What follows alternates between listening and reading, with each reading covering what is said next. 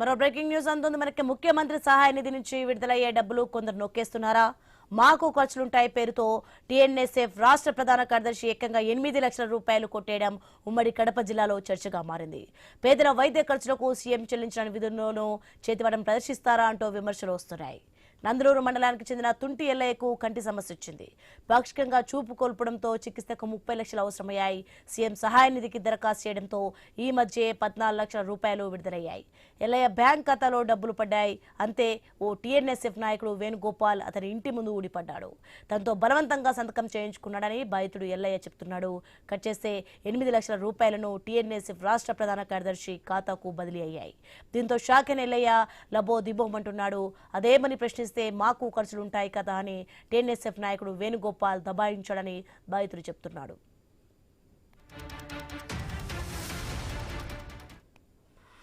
Hospital చేసి ఆడ operation చేసింది సార్. పైపులు గడ్డ పెట్టినారు సార్. 2 నెలలు మాటలు రాలా, 3 నెలలు గట్ట రాకపోయి మళ్ళీ తీసుకొని పోయినారు సార్.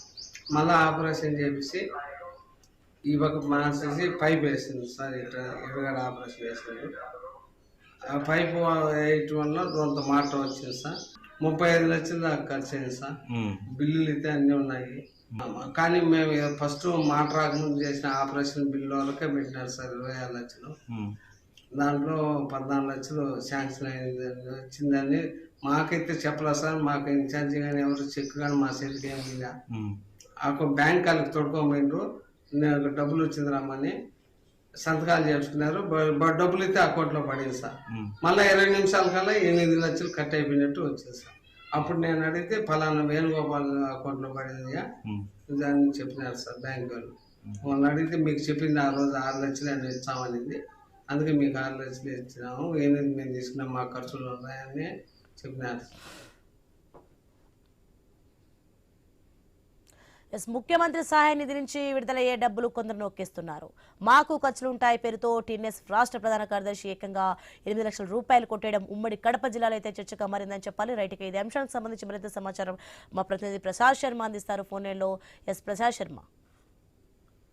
సోని, మొత్తానికి సీఎంఆర్ఎఫ్ చెక్కుల వ్యవహారంలో చాలా మంది టీడీపీ నేతలు అక్రమాలకు పాల్పడుతున్నారనేటువంటి వ్యవహారం మరోసారి రాజంపేట నియోజకవర్గం ఏదైతే నందలు సంబంధించినటువంటి వ్యవహారంలో బయటపడిందని చెప్పాలి. మొత్తానికి 14 లక్షల రూపాయలు ఏదైతే బాధితుడు ఒక ప్రమాదానికి గురై ప్రమాదంలో తనకు జరిగినటువంటి ఖర్చుకు సంబంధించి ప్రభుత్వం ద్వారా సాయం పొందేందుకు టీడీపీ నేతలు అతనికి సహకరించి దాదాపు 30 లక్షలు ఖర్చు అయితే 14 లక్షల రూపాయలు ఇప్పించేందుకు ప్రయత్నం చేశారు. అందులో అంతవరకు ఎటువంటి అభ్యంతరం లేదు. అయితే సీఎం సహాయ నిధి నుంచి వచ్చినటువంటి ఈ డబ్బులో పర్సంటేజ్ల వ్యవహారం అని నడుస్తోంది అనేటువంటి వ్యవహారం దీంతో వెలుగు చూసి మొత్తం 14 లక్షల రూపాయల డబ్బులో 8 లక్షలు మాయం చేశారు.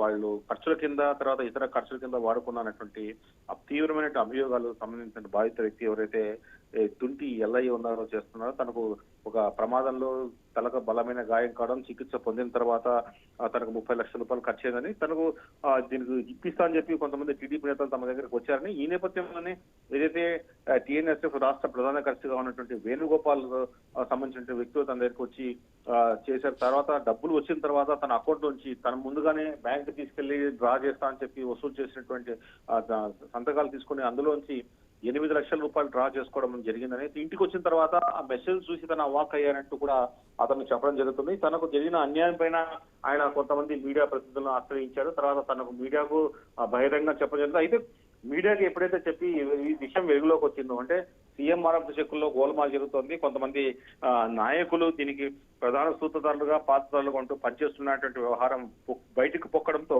ఒక విచిత్రమైనటువంటి అభియోగాలు బాధితుల పట్ల చేయడం మొదలుపెట్టారు. తమకు ఆపరేషన్ చేసే సమయంలో తాము ఆర్థిక సాయం చేశామని, ఆర్థిక సాయం కింద ఇచ్చినటువంటి అప్పుకు తాలూకే తాము 8 లక్షల రూపాయలు బదిలీ చేసుకున్నామంటూ చెప్పడం ఇక్కడ ఆశ్చర్యం కలిగిస్తుంది. మొత్తానికి అయితే తమ బావుమర్ది పేరుతో ఏదైతే ఈ తుంటి ఎల్లయ్య సంబంధించిన బావుమర్ది పేరుతో అప్పు తీసుకున్నట్టు అప్పు సంబంధించి మేము చెల్లించామని చెప్పినప్పటికీ ఒక సాఫ్ట్వేర్ ఉద్యోగి అప్పు తీసుకుంటే తను చేసినటువంటి సిగ్నేచర్స్ కేవలం తెలుగులో ఉండడం కూడా కొంత ఆశ్చర్యం కలుగుతుంది. చాలా చిన్న వ్యక్తులము, తర్వాత ప్రభుత్వంలో ఉన్నటువంటి కీలకమైన వ్యక్తులతో తాము పోరాడలేమని, కాబట్టి మేము దీని నుంచి పెద్దగా మాట్లాడలేము కూడా చెప్తున్నారు. దీని మీద తర్వాత మాట్లాడేందుకు అనేక సార్లు ఒత్తిడి చేసినప్పటికీ కూడా తమ జరిగిన అన్యాయాన్ని ప్రస్తావించాము. తర్వాత ఇంకా ఉన్నటువంటి ప్రభుత్వ పెద్దలు, స్థానిక నాయకులు, అధికారులు చర్యలు తీసుకోవాలంటూ కూడా బాధితుడు చెప్పడం ఇక్కడ ఆశ్చర్యం కలిగిస్తుంది. మొత్తానికి 14 లక్షల రూపాయల డబ్బులు, దాదాపు 8 లక్షల రూపాయలు వారి ఖాతాల్లో మళ్లించుకోవడం అనేది ఇక్కడ సంచలనంగా మారింది.